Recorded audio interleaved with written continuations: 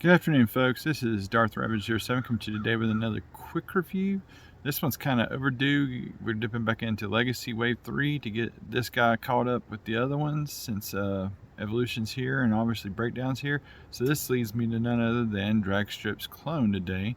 And before we get into all that, just want to say thank you again to everybody that has subscribed. Make sure to like, share, subscribe, and all the good stuff. And thank you again, like I said.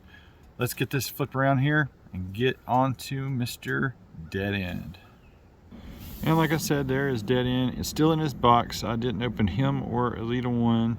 I jumped right into Skullgrin and the other casemate there and was just really happy to have him. That's got really nice artwork there on the side.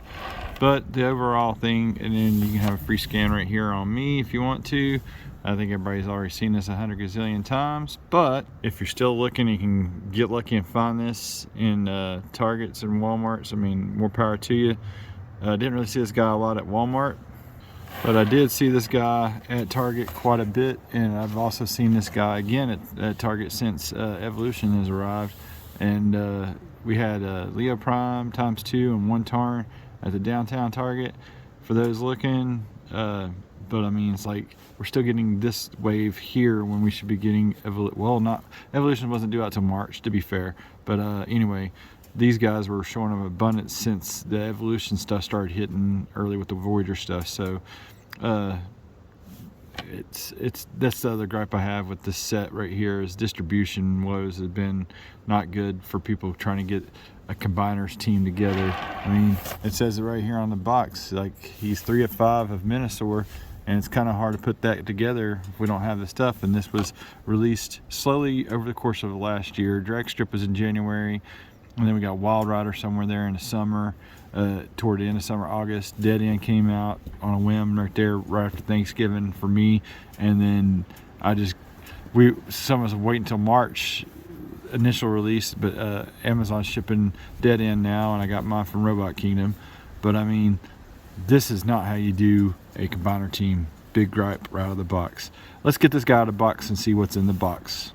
In the box you get the instructions for Deadend and how to configure weapons and all the good stuff. And if you flip it over here on the back, we get there in about 15 steps to get the car mode. And then it shows how to place those weapons in car mode and where he will go in the grand scheme of Minosaur. And we have one of the more annoying things from the old generation of these is this tissue paper wrapped with some tape. I hope that we get weapons caches like the G.I. Joe Classifieds moving from here. And can I say how I despise these little plastic bits? I'm so glad this is going bye-bye and we at least got the twine that we can either snip and or untie. That said, you do get 2 of his weapons like I was saying, and they got pegs on the sides, nice and painted purple where it needs to be purple. And then we got, of course, Deadend there, and he actually looks quite nice in my opinion. I got him kind of leaning back just a little bit, but you can see how he cleans up there. I think he does the best outside the Dragstrip. I think Dragstrip's a shining light. He's the second best, then Wild Rider, and then I'm sure Deadend with the spoiler is going to drive me up a wall. But we'll get to that when we get to him review on the turntable. Real quick, like we'll go through the articulation. We got the rockers there at the bottom and some move due to a transformation joint.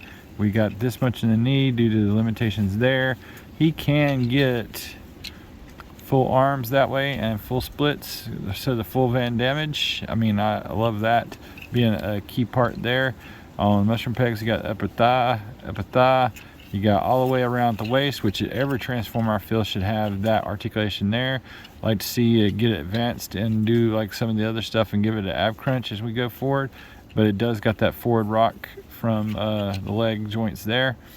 Then moving on up to the arms, like I said, this far up, you can go all the way around.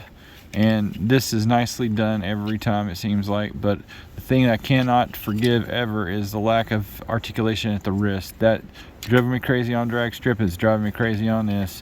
And I like the fact that these are somewhat better put together hubs. At least they've got the holes in the same spots and they look uniform instead of that nasty tab business. I know these just tab in too, but they do this like this. It's a great deal better in keeping it uniform for the car mode. I think that was the ugliest part on Dragstrip. and my one big gripe and negative besides the hollow head. Then you got all the way around on the mushroom peg there, plus my dogs want to start barking at everything that moves. And I really do wish that the head be able to look up instead of just beyond the mushroom peg. I think there should be a better uniform way of doing this, since Hasbro's been doing this for what, 40 plus years now. They've had some stuff they imported back in the day when they get it started. They brought it over from Japan, but now we got some great engineering across the board, and it'd be awesome to see stuff have a uniform kind of thing, and what they put into a transformer have the joints, the wrist, the waist, the ab crunches, and all the stuff, but have them still transform. I don't think it's something that should be out of budget ever. But that's enough of me rambling. Let's get into the car mode, take a look at that, see if mine actually clips together. I've seen a lot of horror stories there. Thanks again. Bear with me a moment. We'll get them transformed. 3, 2, 1, and boom. And here is Deadend on the turntable. I'm going to do a quick spin here and let you see him look like he's doing a little fishtailing there. And also life imitating BOXART pose with the guns in the back end and whatnot. And the only really negative I got about the car mode, guys, is this. And it's obvious, and I kind of expected it, so I'm not as disappointed, but all the same, I am pretty pissed about it all.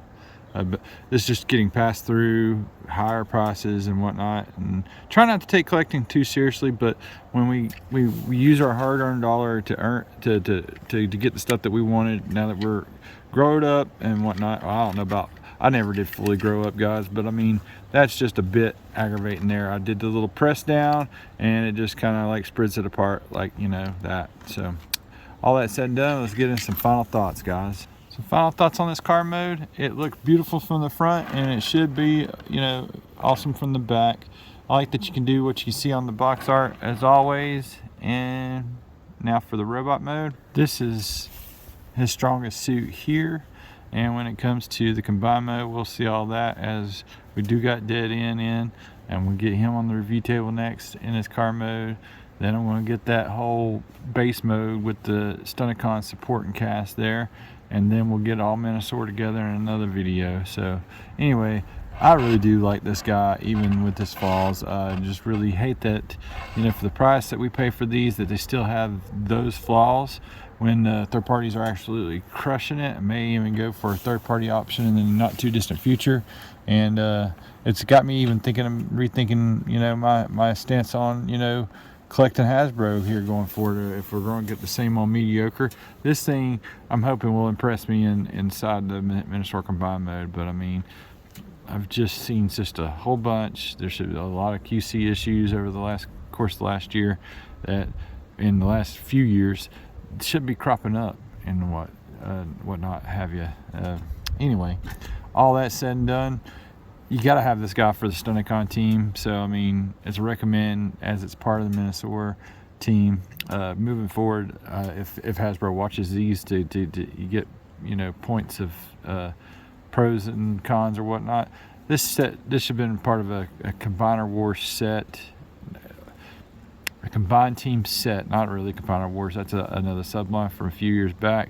I like what I see here better than the Combiner Wars old set, but as a combined team, any of the combined teams should be a set versus a scattered release over the course of a year. It's so frustrating trying to do stuff and it's a team and having to wait on stuff to be released. And I think they did that best with both the Devastator sets and the Predaking set. That those were Titan class releases, and yeah, take the whole team, make it a Titans class release, make the smallest ones Voyagers, the bigger ones Commanders, because I'm so tired of the shrinkflation that's going on with these figures these days. All that said and done, I hope it doesn't fall on deaf ears. I really do want to continue to support Hasbro, but they got to go back to the drawing board, and because I mean, other teams are crushing it. The G.I. Joe team is crushing it with the classified line, and then on Mattel's side of stuff, they're crushing it with Masters of the Universe. Need more hand options for those figures like that. If you gotta have a weapons cache box to keep things nice together and neat, especially if you're using all cardboard these days. Thanks again for watching my channel. Make sure to like, share, subscribe. Have a pleasant week. Next part of the Minotaur team is coming up soon. Stay tuned. Y'all have a great week out there. Till all are one.